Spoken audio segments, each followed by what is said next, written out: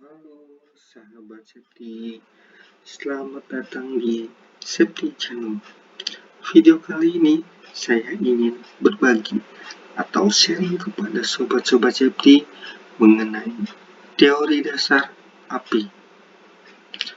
Oke, sebelum masuk ke materi, mohon untuk dukungan channel kami dengan cara subscribe, like, dan tekan loncengnya agar bisa melihat video selanjutnya.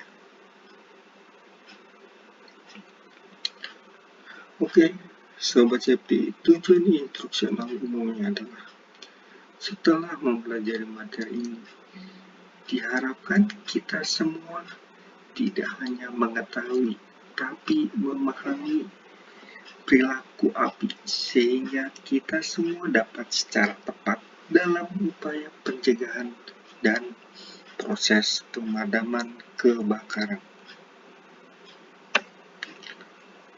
Nah, Sobat Septi, api.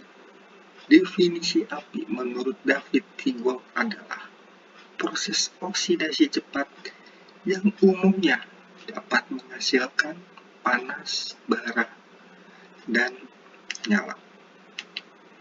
Pengertian oksidasi, penggabungan antara tiga unsur, yaitu oksigen, bahan bakar, dan panas. Nah, Sobat Septi, bisa kita garis bawahi atau bisa kita menjadikan kata kunci. Api bisa terbentuk dengan ada pertemuan atau penggabungan antara oksigen, bahan bakar, dan panas. Nah, jika kita bicara api, maka secara umum bisa terjadi yang namanya kebakaran. Kebakaran pengertiannya adalah api yang tidak terkendali, yang dapat merugikan harta, bahkan jiwa kita. Jadi, jika api kita bisa kendalikan, itu sangat menguntungkan bagi kita semuanya. Tetapi, jika api tidak kita kendalikan, dapat merugikan kita semuanya.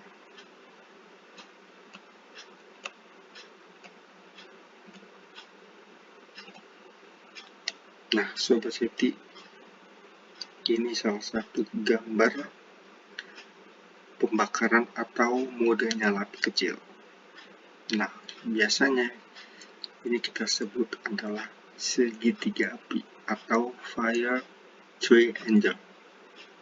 Yang pertama adalah unsur oksigen.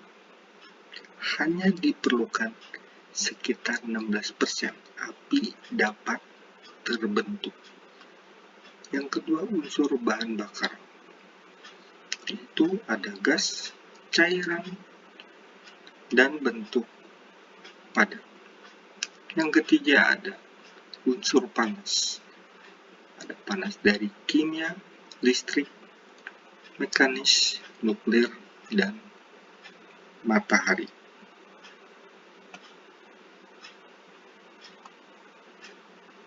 Nah, oke Sobat Septi, ini gambaran langkah-langkah terjadinya api. Di sini ada panas, sumber panas yang cukup. Nah, sumber panas tersebut membakar atau memanaskan bahan bakar yang dapat menimbulkan titik nyala. Dan didukung adanya udara yang cukup, maka terjadilah proses api.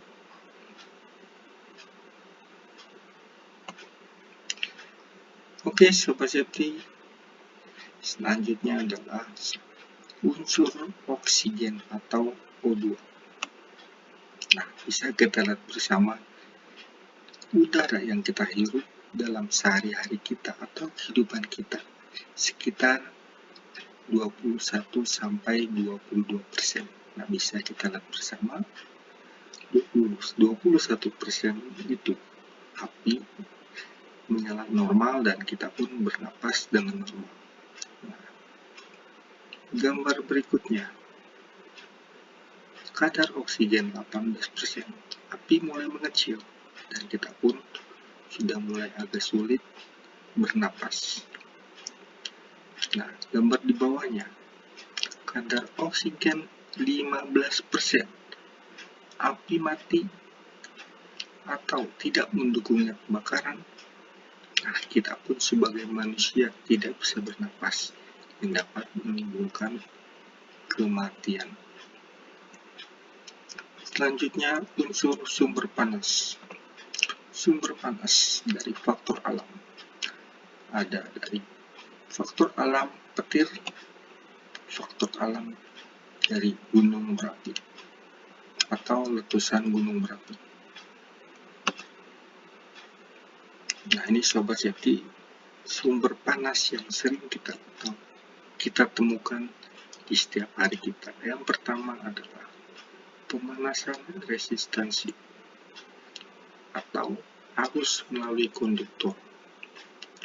Yang kedua, arus bocor konduktor tidak terisolasi dengan memadai atau tidak bagus. Yang ketiga, ada sumber panas listrik dari listrik statis. Yang keempat, ada pemanasan dielektrik gelombang mikro. Yang kelima, panas listrik diakibatkan oleh pengelasan. Selanjutnya, energi panas mekanis.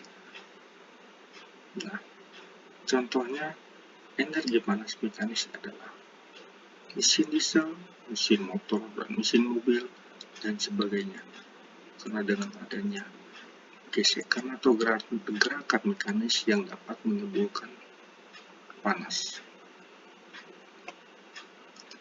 Selanjutnya, sumber atau unsur panas kimia.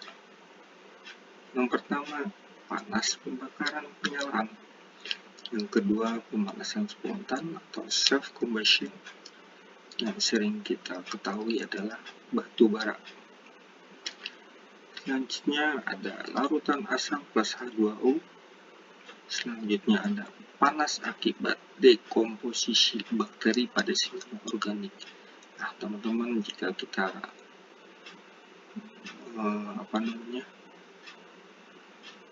kelapa sawit, kulitnya itu kalau kita tumpuk cukup lama, itu dapat menimbulkan panas. Atau lap yang direndam dengan minyak, jika kita tumpuk dengan waktu yang lama, itu dapat menghasilkan panas.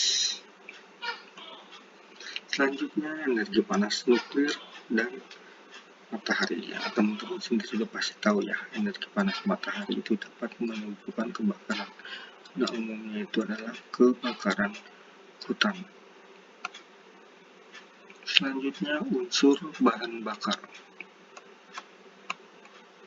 Bahan bakar umumnya terbagi 4. Yang pertama, padat atau klase. Ada kayu, kain, koton, busa, dan lain-lain. Yang kedua, cair atau kelas B. Ada bensin, gas, alkohol, thinner, cat, dan lain-lain. Yang ketiga, ada peralatan listrik atau kelas C. Peralatan listrik yang dialiri oleh daya atau tegangan listrik. Nah, sobat safety, jika peralatan listrik tersebut tidak ada atau tidak dialiri oleh daya atau tegangan listrik, maka peralatan listrik tersebut masuk ke kategori kelas A. Yang terakhir adalah metal atau besi, masuk kategori kelas D.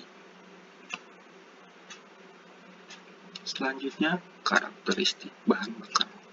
Ada posisi fisik, vertikal, dan horizontal. Sifat fisik ada padat, cair, atau gas. Densitas atau kepadatan bahan bakar tersebut. Yang terakhir, luas area permukaan. Nah, karakteristik bahan bakar ini menentukan seberapa cepat atau lamanya proses pembakaran.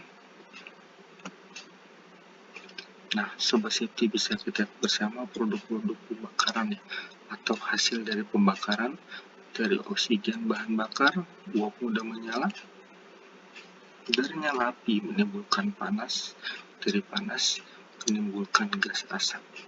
Nah, gas asap, gas bakaran api yang dapat menimbulkan gas-gas lain seperti karbon dioksida, hidrogen cyanida, karbon monoksida, partikel karbon, sulfur dioksida, dan uap air.